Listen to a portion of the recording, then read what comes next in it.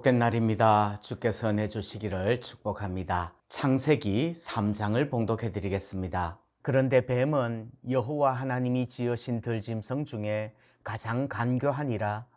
뱀이 여자에게 물어 이르되 하나님이 참으로 너희에게 동산 모든 나무의 열매를 먹지 말라 하시더냐.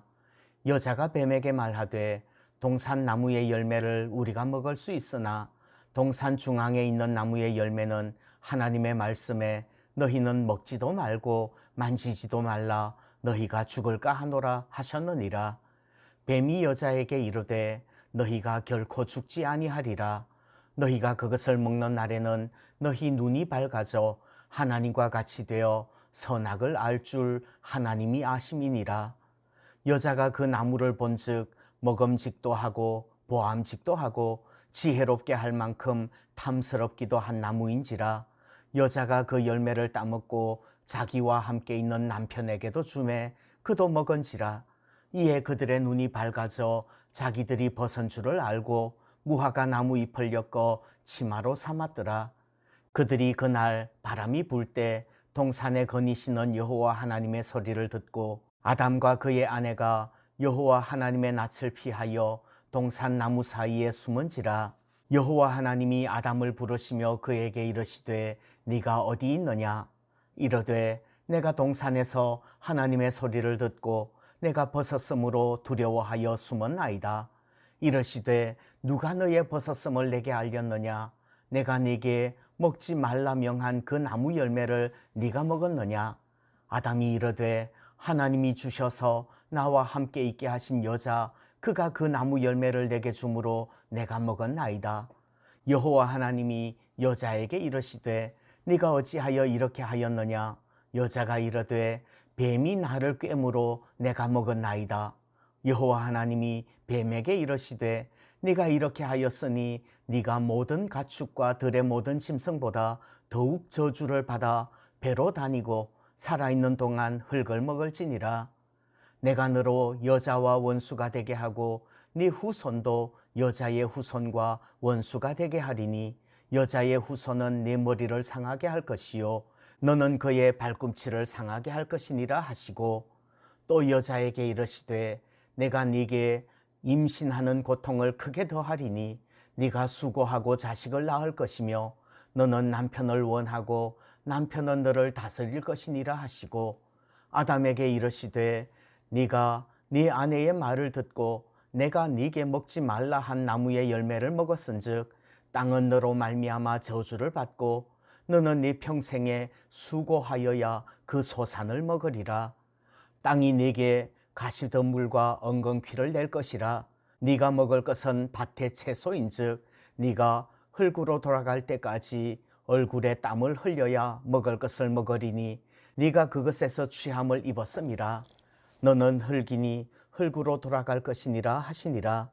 아담이 그의 아내의 이름을 하와라 불렀으니 그는 모든 산자의 어머니가 됨이더라. 여호와 하나님이 아담과 그의 아내를 위하여 가죽옷을 지어 입으시니라.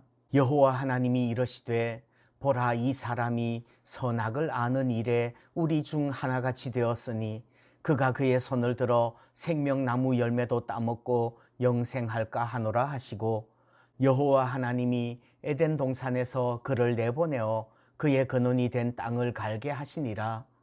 이같이 하나님이 그 사람을 쫓아내시고 에덴 동산 동쪽에 그룹들과 두루 도는 불칼을 두어 생명나무의 길을 지키게 하시니라. 아멘. 오늘 창세기 3장은 아담과 하와가 선악과를 먹고 죄를 짓는 장면, 타락하는 장면입니다. 그래서 오늘 죄에 대하여서 묵상해 보려고 합니다. 아담의 죄라는 것은 무엇입니까? 그것은 그 열매 선악과를 따먹은 것이지요. 11절에서 하나님께서 지적하시는 부분도 그 나무 열매를 네가 먹었느냐 하는 것입니다. 또 12절에서도 내가 먹었나이다. 13절에서도 내가 먹었나이다. 그리고 17절에서도 열매를 먹었은즉 선악과를 먹은 것이 죄입니다. 그러면 선악과를 먹은 것이 왜 죄입니까? 선악과라는 열매의 어떤 성분 때문인가요? 선악과라는 열매 안에 어떤 독이 들어있어서 감염이 일어나는 것일까요? 선악과라는 열매 자체가 문제가 아니라 불순종이 문제입니다. 하나님께서 먹지 말라고 명령하셨는데 그 말씀을 어기고 불순종한 것이, 그래서 먹은 것이 죄라는 말입니다. 그때도 지금도 언제나 죄라는 것은 불순종이에요. 불순종이 죄입니다. 그렇다면 아담과 하와는 왜 하나님의 말씀에 불순종했을까요? 물론 뱀의 유혹이 가장 큰 원인일 것이지요. 그러나 더 중요한 것은 하나님의 말씀을 왜곡한 것입니다. 뱀의 유혹이라는 것은 어느 시대, 어느 상황에서도 다가올 거예요. 우리가 말씀에 바로 서지 않으면 넘어질 수밖에 없다는 말입니다. 하나님께서는 2장 17절에서 선악을 알게 하는 나무의 열매는 먹지 말라, 네가 먹는 날에는 반드시 죽으리라 말씀하셨습니다. 그런데 하와는 만지지도 말라 하면서 하나님 말씀하지 않으신 것까지 덧붙입니다. 반드시 죽으리라 하셨는데 죽을까 하노라 하면서 완화하지요. 이렇게 빈틈을 보이니까 마귀가 더욱 강하게 결코 죽지 아니하리라 그러면서 밀어붙이는 겁니다. 말씀에 바로 서지 않으면 죄의 유혹에 넘어질 수밖에 없습니다. 죄의 결과는 무엇인가요? 하나님께서 반드시 죽으리라 하신 것처럼 죄의 결과는 죽음입니다. 죽음이라는 것이 우리의 삶에서 참 여러 가지 모습으로 나타납니다. 죽음의 모습은 관계가 깨어지는 것일 수도 있습니다. 죄 지으면 관계가 깨집니다. 죄를 짓기 전에는 여호와 하나님의 소리 들으면 아담과 하와가 뛰쳐나가서 하나님 뵙고 인사하지 않았을까요? 그런데 죄를 지으면 피하게 되고 숨게 됩니다. 관계가 깨지는 것은 죽음의 증상, 죄의 증상입니다. 마지막 심판의 날에 죄인들이 맞게 되는 영원한 죽음이라는 것은 하나님으로부터 버림받는 분리, 곧 관계가 깨지는 것입니다. 사람들 사이에서도 죄 지으면 관계가 깨집니다.